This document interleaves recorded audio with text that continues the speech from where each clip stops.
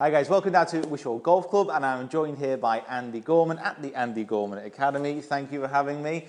We've already done kind of a putter session using the Sam Lab and what I need to work on within my stroke. And now we're going to have a little bit more of a look at a putter fitting and different options around which putter I can actually select and what you should be looking for when you're selecting your putter as well. We're going to use the info that we've already got on the Sam Lab from my stroke and also the putters that we've got here down at Andy's Academy. So, the putter I was using in the fitting was the Answer style classic. Answer style, yes, kind of thing. Classic blade, they call it today. I mean, I'd be a little inclined to suggest that would be a bit more of a blade. That's a proper blade. That's a proper blade. And it's amazing how much interest that attracted last week at the PGA down at Wentworth. Yeah. Wow. Well, people love it when they see someone like that. It's interesting, not many pros wanted to use it though. Yeah, after a few strokes, yeah. So the sweet spot on a classic blade like this is very small. So, you know, that's basically the reason why folk generally don't use them anymore. The thing with putters, we've got basic styles of putters, and we've got, you know, sort of your larger headed putters. We've got, you know, higher MOI, which is more stable impact. You know, not necessarily a bigger sweet spot, but a more stable putter. So sweet spot's a sweet spot at the end of the day. Yeah, the classic kind of explanation of this, isn't it, is because of the higher MOI, any strike which isn't in the centre, less resistant to twisting. Much more so. Much more stable as you actually strike it. You know, to increase the size of the sweet spot, you know, we've got a 3.5, 4 inch piece of metal in this case, and, you know, stretching out to the 4 inches or so here, we would have to actually increase the size of the head. Now, you know, we're looking at 5.25 inches here. Even Pete would struggle to miss the sweet spot on this one. I'm going to have to get real close up of this bad boy. So what we've got here is a 5.25 inch. We've actually got a 6 inch version as well. And it's being used now by a number of players on the PGA Tour, namely Russell Knox is using this is what we call a mini giant, which I think is a little contradiction in terms, like when I went to school. Well, didn't Russell Knox steal yours? He did actually, yes. One for the cause. We took one for the team there. Yeah, basically there was, you know, it's always good for a player to have a spare if there are any issues with regards to things happening in transit. And once a player really gets to like a putter, you know, they generally will stick at it. Yeah. And you know, as Russell is now travelling around the continents in his pursuit of a Ryder Cup position, etc., he's you know, very much took a liking to the one that looked like his, which happened to be mine personally. Unfortunately, I said goodbye to it. Tour pros. Things we do. The tour pros. But yes, so, you know, to make a sweet spot bigger, you've got to make the head bigger, and that may or may not fit a player's preference. Standard putters, when I'm fitting putters, basically 4 Ls, 4 Ls, length, most critical, because it determines the posture. Yeah. Lie angle, specific for gender. So ladies have a different lie angle to men. So ladies can't use the same putter as a man's use on the basis that the lie angle will be too upright. Then we've got the loft, and then we've got the looks. So I think I've thrown the last one in there just to make it work with 4 Ls. But effectively, once we get good lie and we get good posture, we can now allow the arms to hang and swing freely and the body keep turning, then it's down to the lie angle. The lie angle around 69, 70 degrees tends to work really, really well for men. And most manufacturers are making putters around 70 degrees optimum lie angle these days. And then we look at the loft is around 2 to 3 degrees as a fairly standard thing running through the industry again. But the looks are based on just what you prefer, kind of sitting behind the ball, absolutely. So if you can hit the sweet spot every time and you like the look of the classic blade, then by all means feel free to go in and jump in with both boots on. But it is extremely difficult to hit, and if you miss the sweet spot, it will feel really dead. The fallout is much more, isn't it, from that kind of thing? Yeah. If you're missing the sweet spot significantly, then you're going to need to look at something along this line. Yeah. And very simply, you generally find that the mallets will tend to sit in this format, i.e. what we would tend to call as an industry face balanced. That's not a face balance putter when it swings though, and we'll show you with one that we've set up a moment or two ago. Can't show you on this one because there's a weight in the grip, so we can't suspend the putter using the T-peg as we can with these putters at the moment. So there's a little test I want to show you. It's not widely known, but those of us who are fitting Seymour putters in particular do know. So this putter will swing like a pendulum if we swing it in this manner. But if I do that, you'll see that it's very much a toe hang putter, and in some guises would be termed an ideal putter if you've got a large arc to your stroke. That's what it would be classically fitted as. Yes. So, yeah. We also have a mid-toe hang putter, sort of a 45-degree angle across there, and you will see some that are maybe 30 degrees and some at 75, and you know, likewise with this one here, closer to 90. And then, as we can see we've got another face balance putter here, you can see that the face is balanced. In other words, it's flat in the horizontal format here. But the putting stroke is largely vertical. So if we were to do the same thing and then move the putter head from here into the setup position and then suspend it, very gently lift it off the ground, you'll see that the face has a tendency to open. Now this face balance putter isn't designed to stay square and can't stay square. However, the toe hanging putter, mid toe hanging the blade, heel and toe blade, will turn much more, but again will not square up faster. So if we're looking at certain methods of stroke and we're arguing that maybe we need more toe hang in the putter in order that it will square up faster, hopefully you can see from there that actually that's not happened,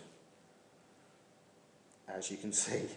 And likewise with the full hang putter, it doesn't work any better no matter how big the arc is. So the idea of that really was a pretty good marketing idea, that we could fit putters based on certain weight distributions or weight balances, and you know, we're now seeing companies with the toe hanging upwards. Yes, they've just come out, yeah. Which have just come out, and subsequently, you know, that's a more stable putter. We can also dispel the whole myth with the Seymour FGP in terms of it is a full toe hang putter and pretty well balanced. As you can see, it rolls nicely across my hand, and when I do the same suspension test, you'll see that it stays balanced, and on the way back and on the way forward the face stays square to the path of the club. So ask me, why would the 2015 Open champion use a Seymour putter? And maybe that's one of the reasons. Maybe he just likes the look of it. Maybe he likes the feel of it. But I would be inclined to say there's something to do with the balance and the alignment tendencies that we've got, capabilities that we've got with the rifle scope technology. I mean, and this is, with putter fitting, guys, this is why kind of coming to someone like Andy is so important, because in these kind of few minutes, you've heard probably more about putters and actual putter technology than you've probably actually ever thought about. Because what you will mostly do, what most people will do, they'll go into a shop, see a putter they like, have a few goes with it, and then go from there. You know, as far as fitting goes, putters are probably the most underfit clubs that you can probably have. So using kind of this information, seeing putting in a whole new light, and especially kind of using the Sam Lab, which we did kind of in the original first kind of video, you know, there's so kind of much more to it, and you can get as really as in-depth as you possibly can do with this kind of thing. I started this little sort of in-depth look around 15 and a half years ago now, and I you know, every day I'm finding little nuggets of, oh, I'll have a look at that and make a note of it and follow that path a little way down the line. And it's been like that for 15 years. I was asked a few years ago why a certain putter by a certain manufacturer was so well balanced. And I haven't got a clue. It was really nicely balanced. I used that term when I was asked to look at it. So it's really nicely balanced. And he said, what makes it so well balanced? I'll pay you to find out. Oh, well, there you go then. So, you know, I ended up spending 6-7 months looking at why that particular putter was so well balanced. And then it meant that I looked at other putters very critically in terms of balance. And that's when I, you know, stumbled across this principle of balance and understanding. And I'm not saying that you can't use a certain type of putter. In fact, what I'm saying is that you can use any type of putter if you like the look of it. I was watching Luke Donald last week and only again confirming that his putting stroke moves on an arc and yet he uses centre-shafted, face balanced in the perpendicular position. And these balances really are based on where the putters, where the shaft enters or points to the head in relation to the weight of the head. So if we look at this particular putter, we can see that, number one, it's nicely balanced in this manner, but at the same time, looking down the line there, if we point towards the camera, you'll see that the shaft points very close to the centre of the club, which gives it the balance. But the overall weight of the putter, the bulk weight of the putter, is this side of the shaft. There's nothing actually above the shaft. And that means that it's going to hang and turn slightly in the backswing. Whereas if we look down the shaft profile here, right, you can't see the shaft because it's completely covered by the head. But actually, there's the same amount of weight this side of the shaft as there is this side. It's just been moved, you know, so that we can see it's lower down here, and it's obviously in the face section here. So, you know, I'll hold no secrets. You know, if the manufacturers are hiding the secrets, I've just revealed them. But essentially, you know, what we've got here is the ability to choose a putter that we like the look of, because we're going to use it 30, 40 times if we're not good at it. You know, but hopefully around 25 times if we are good at it. But we're still going to use the putter for a lot of time during the round of golf, and we really do need to like the look of it.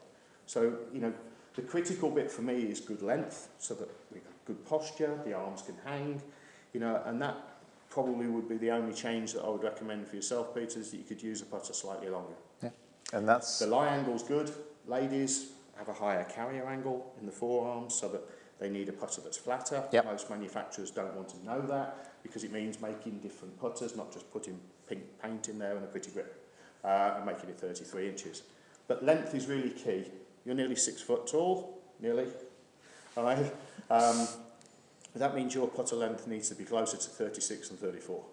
And most manufacturers are, unfortunately, these days making putters, standard type putters, around the 34, maybe 35 inches in length. It's kind of dropped down to 34, I think. It has.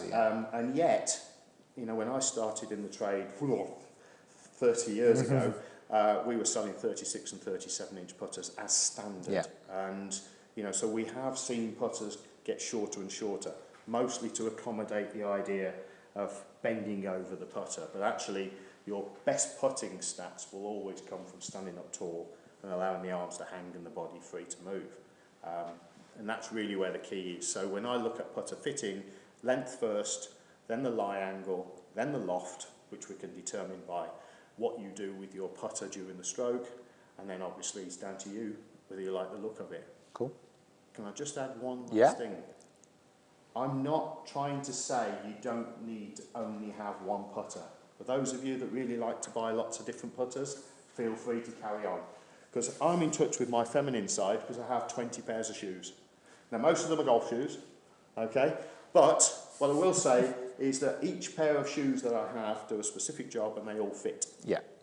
And the key to this is making sure that whatever putter you decide to use, whether it's a centre shafted, balanced putter, whether it's a high MOI, face balanced putter, or a classic blade or an Anza style, have as many putters as you like, but make sure they're the same length, make sure they're the same lie, make sure they're the same loft, and the looks are down to whatever you like the look of during the day, because you'll putt better because it fits rather than because it has a certain look. Here's that. Right, guys. Thank you so much for watching. And Andy, thank you for giving such a kind of thorough explanation of exactly what you should be looking for when you're getting fit. And guys, it is so important. It's been said time and time again how important putt it is, but like I said, actually getting fit for a putt and actually looking into it in this much detail, this might not be something that you have done before. So Andy, thanks very much, guys. Please check out Andy in the links in the description below. Links to his website and all his social media are there. Please subscribe to the channel, comment below, let us know what you think, and we will see you down here next time.